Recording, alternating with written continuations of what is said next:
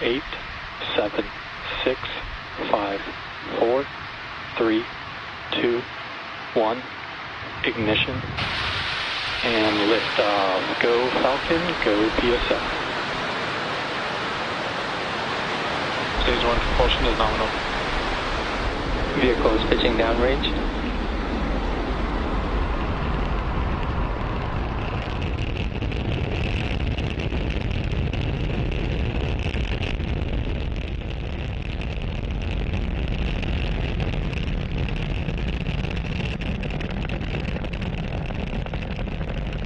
That incredible view means that Falcon 9 has successfully lifted off from Pad 40.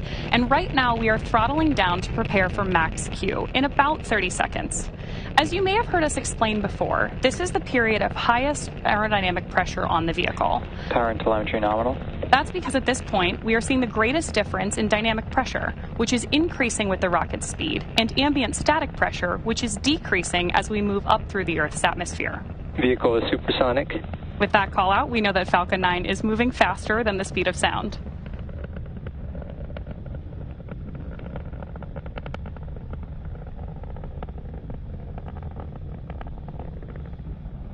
Max Q.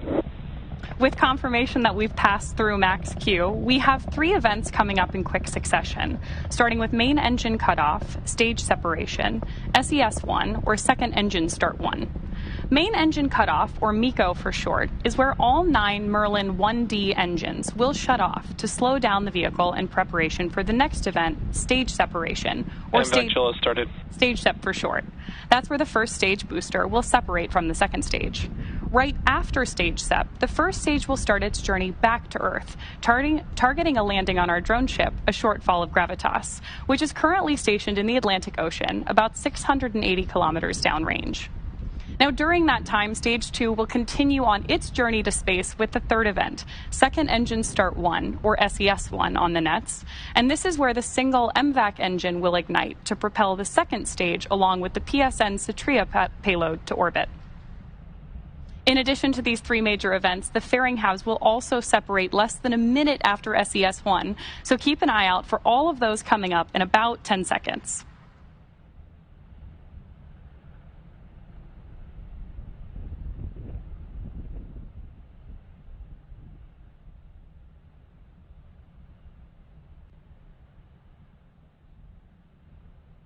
Main engine cutoff.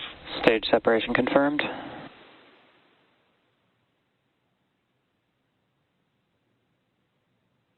MVAC startup.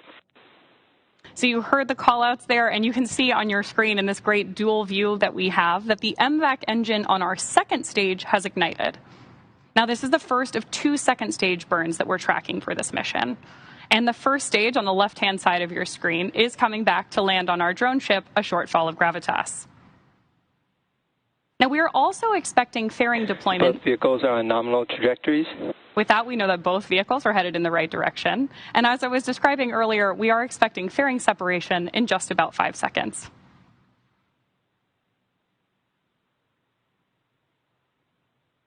Fairing separation confirmed. As some of you mentioned earlier, reusability is part of our secret sauce here at SpaceX. So with that confirmation of fairing separation, we know that both of those are coming home again. The first, or one of them, is flying Acquisition of signal Bermuda for the 7th time, and the other for its 9th.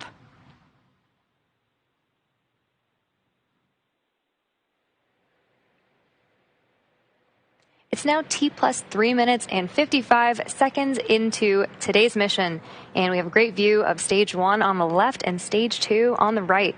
In order to complete today's landing, the first stage has 2 more burns left.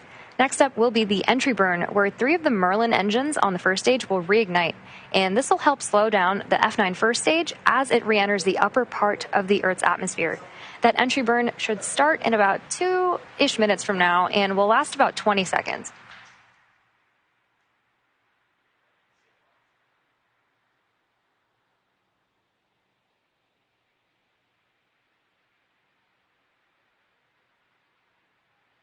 You can see 2 of the 4 hypersonic grid fins that are positioned near the base of the inner stage on the booster. And Stage 1 is currently using nothing but the grid fins for steering as it's returning back to Earth.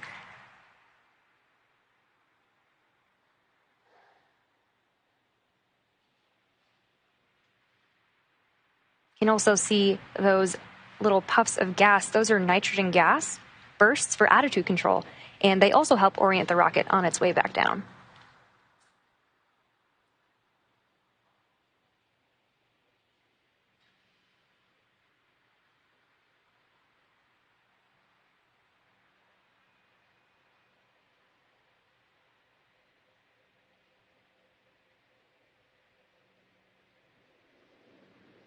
And some really awesome views of planet Earth behind stage 2. And again, that entry burn on the first stage coming up in about a minute.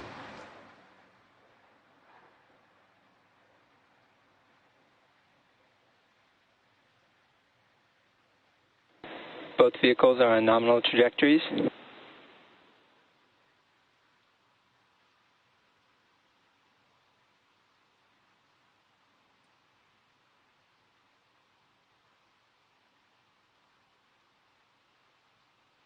Like I promised, we have great views of Earth behind MVAC and behind the first stage as it's coming back down to Earth.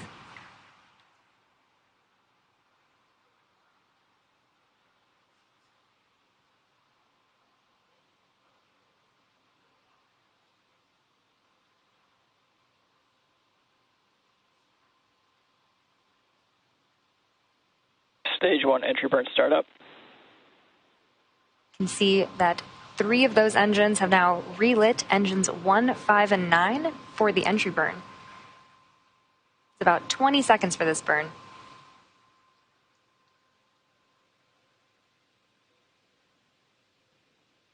Stage 1 entry burn shutdown. Now, with confirmation of entry burn shutdown, we have one last burn before the first stage attempts to land on our drone ship, and Stage 1 FTS has saved. And that is the landing burn. During the first stage landing burn, a single Merlin engine, E9, will relight and slow the vehicle down for its landing attempt on our drone ship, a shortfall of gravitas. As a reminder, the booster supporting today's mission has now flown for its 12th time, having previously supported CRS-22, Crew 3 and Crew 4, Turksat 5B, CRS-25, Eutelsat Hotbird 13G, O3B mPOWER, and 4 Starlink missions.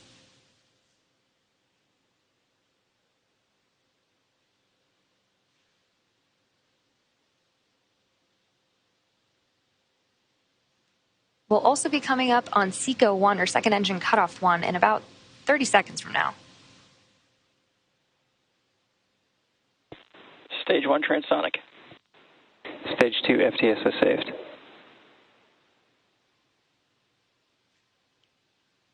You can see that MVAC continuing to glow bright orange until SECO 1.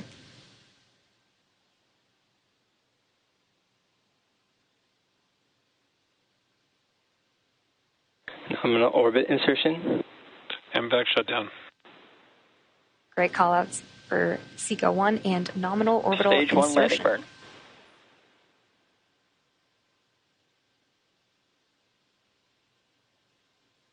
Expected loss of signal, Cape Canaveral. There's that view of landing burn. Stage 1 landing leg deploy.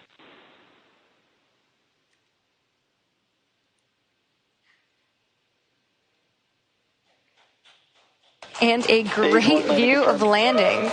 This landing marks the 12th successful landing for this particular booster and marks our 201st overall successful recovery of an orbital class rocket. In addition to landing with confirmation of successful second engine cutoff and good orbit, we are going into a coast phase up until the second relight of our MVAC engine on the second stage, which will be followed by payload deploy.